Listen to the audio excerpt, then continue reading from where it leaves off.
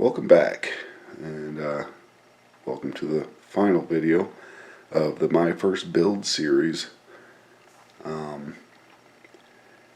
Today we will be talking about the finish and what it took to get it looking like this. So I'll be giving some pointers on prepping your basswood body, or any body for that matter, for the painting. And but first we're going to take a peek at a test drive that I did, a post-string test drive. And so I picked the intro to a song that I haven't played for probably 2 years since I learned it. So it was unrehearsed. Did the best I could. It's not perfect, but hopefully it gives an idea of where the guitar is at this point, which is in great condition. So I wanted to pick a song that used the tremolo, and I got the tone as close as I could for the song. So bear with me. It is what it is. So yeah, we'll take a peek at that, and then we'll talk about the finish. And I do have some old footage that I took with my old camera before I even started doing YouTube videos, and so we'll edit that in as well and show some of the components that before they were installed on the guitar.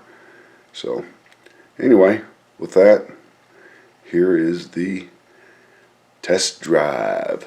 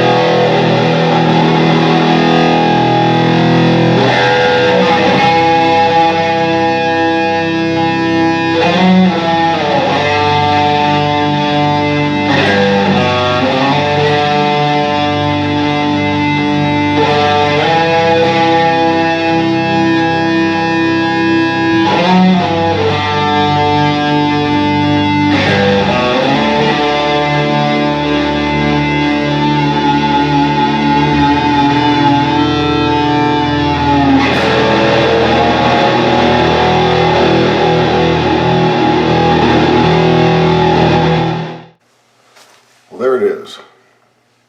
Not my proudest moment, but and I apologize it wasn't more polished, but I just wanted to test drive it with something that inspired the building of this guitar and the way that I've set it up. So anyway, along with that, we will next have a look at the body and primer from a video that I took a long time ago before I started doing YouTube videos, as I mentioned in the intro.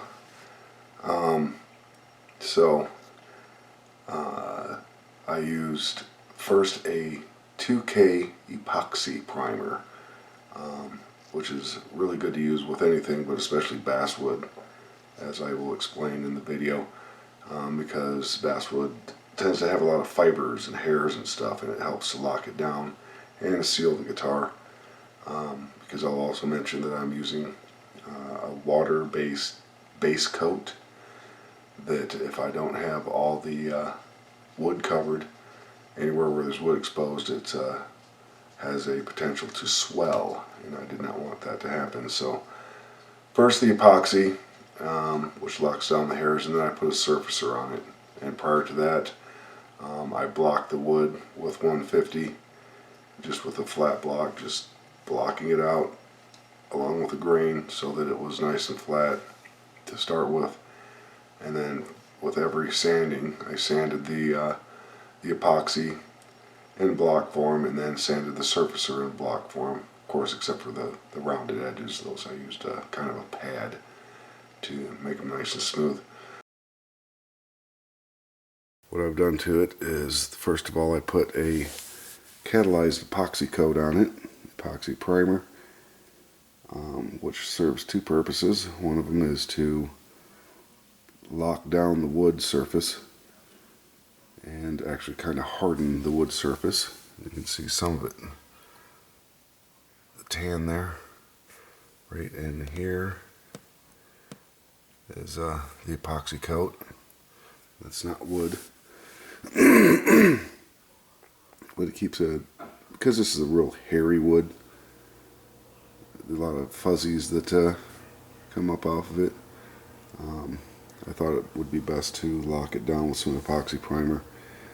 And then the gray is the surfacer. It's also catalyzed. You can see I burned through a couple of spots there too, and that's the other purpose it serves, is that once I hit the epoxy, I know it's time to stop sanding, and if need be, reprime it.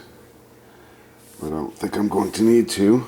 I think I burned through one spot all the way through the wood, somewhere over here, which I'll have to address with some spot primer of sorts. Make sure that it